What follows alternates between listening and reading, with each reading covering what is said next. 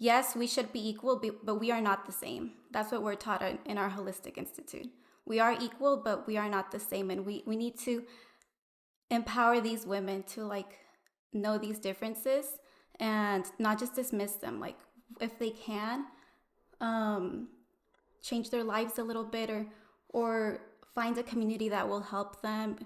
I feel like one of the groups that I think struggles the most is going to be single moms, because they have to hold that those two they have to wear those two hats. So the father and the mother. But I think that's why community is so important.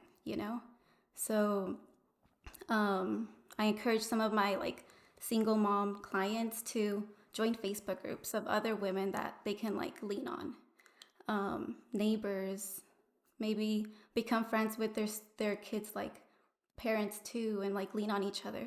We should be working like villages used to, leaning on one another.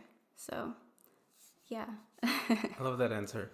Yeah, the losing weight is hard, especially when it comes down to this. This is precisely like your area of expertise, and it's a tough challenge, and especially having to navigate it all on your own when you have no idea the challenges that you have to face or what it is that you have to deal with in the process of trying to lose this weight. So I like your answer of trying to find villages or like-minded people who are also on that same path, because once you start finding those people, you also see the actions that they take, the habits that they have, and along the way you start picking it up yourself. There's this thing where it's like, if you put, I think you might know this quote, but it's like if you get yourself around 5 other individuals that are cowardly, then you're going to be the 6th individual that's cowardly. But if you surround yourself by 5 other individuals that are courageous, then you're going to be the 6 courageous people. So it's all dependent on who you surround yourself with. So I absolutely love that answer. So good. Yeah.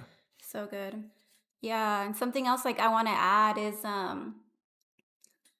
just in case there's any women listening, like yeah, it's a diet is necessary to like reach your goals, but um when you go into starvation mode, there's a difference between like dieting and putting yourself in starvation mode. The female body is going to produce more lipogenic cells. So there's lipolytic, that's fat burning cells, and then there's lipogenic.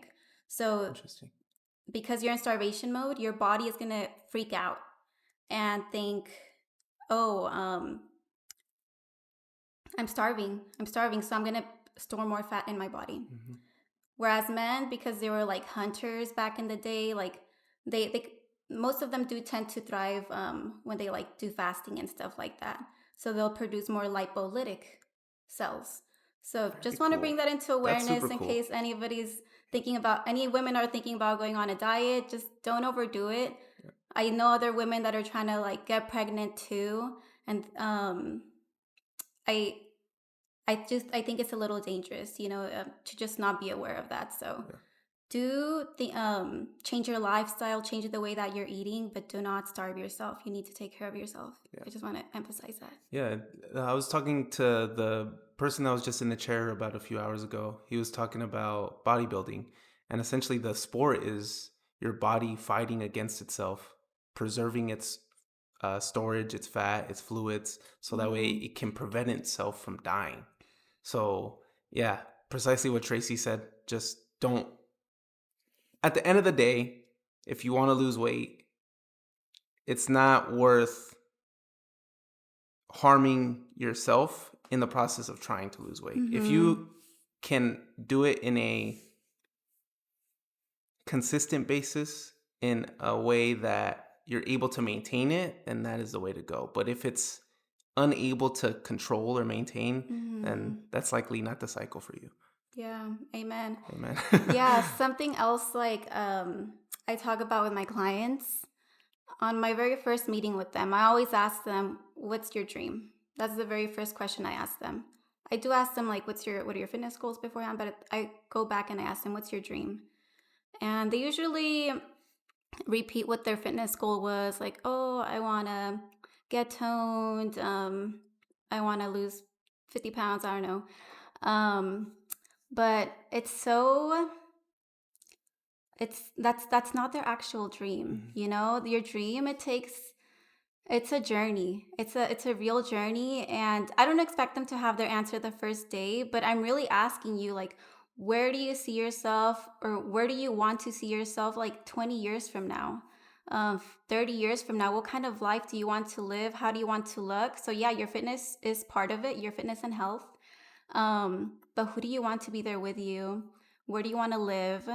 Um, Maybe what kind of car do you want to drive? How many kids do you want to have? Do you want to have any pets? Like, it's that full thing. Like, what is that dream? What do you want to be doing for work? Maybe you don't want to work. Like, what is that actual dream that you have for yourself?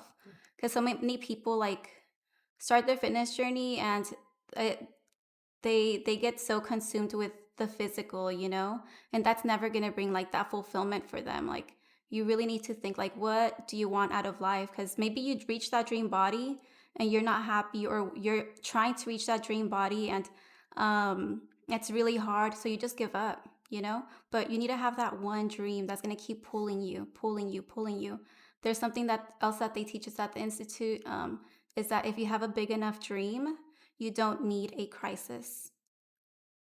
Interesting. Yeah. Can you elaborate on that one? Of course, Yeah. yes. I love it so much. Because most people, no, I don't know if that's true, but a lot of people will start their health or fitness journey when they get a diagnosis. They're told, you have diabetes, or you're pre-diabetic, or you have PCOS, or you can't get pregnant, or whatever it is. You get a diagnosis, and then that's the wake-up call for them to actually start caring about their health, or their mindset, or whatever it is. But if you have a big enough dream, that North Star that's guiding you, well, then you don't need to wait for that crisis, right? And that's something that I always start my clients with, because that's when discipline becomes a thing. You have that thing that you're striving for, and you're not just doing it, like, you're not relying on that motivation that is fleeting. Yeah. That's cool. I like that a lot. Make a big enough dream, you don't need a crisis. If you have a big enough dream, you don't need a crisis. Yeah, that's super good. Yeah. I love that. That reminds me of Jim. You know who Jim Rohn is? I don't. He's a great motivational speaker. R.I.P. He said one that said, "Make goals that make something of you in pursuit of achieving them." So create such a large goal that in the process of you going towards it, your character, who you become in the process of going towards it, you likely get closer to it by who you are in the process of it. I love that. Yeah, that's great. Really good. And that's it. If you guys want to see more cool guests and more cool conversations, then go ahead and check the corner, and you're going to see a lot of cool conversations with other cool people as well. Feel free to give us a like and a subscribe, so that way you can get notified for all the other upcoming podcast episodes that we have with, again, very, very cool people on the way. So if you enjoyed that one, go ahead and check out one of these.